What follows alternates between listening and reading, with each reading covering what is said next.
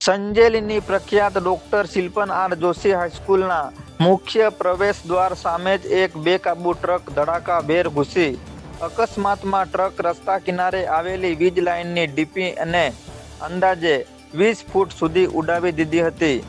ત્યારબાદ હાઈસ્કૂલનું મુખ્ય ગેટ તોડી નાખ્યું અને ડીપી ગેટની અંદર સુધી ફંગોળાઈ ગઈ હતી। અકસ્માત એટલો જોરદાર હતો કે આસપાસના દુકાનદારો અને સ્થાનિક લોકો ગભરાઈ ગયા હતા।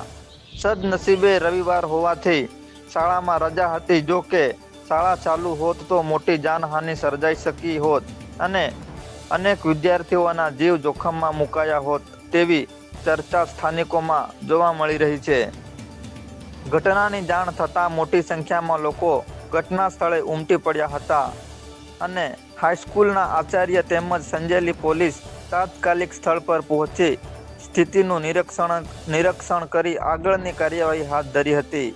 આ અકસ્માતને લઈને સ્થાનિકોમાં ભારે ચિંતા વ્યાપી છે અને બેદરકારીપૂર્વક દોડતા ભારે વાહનો સામે કડક કાર્યવાહી કરવાની માંગ ઉઠી રહી છે। જોતા રહો સમાચાર વિસ્તારમાં।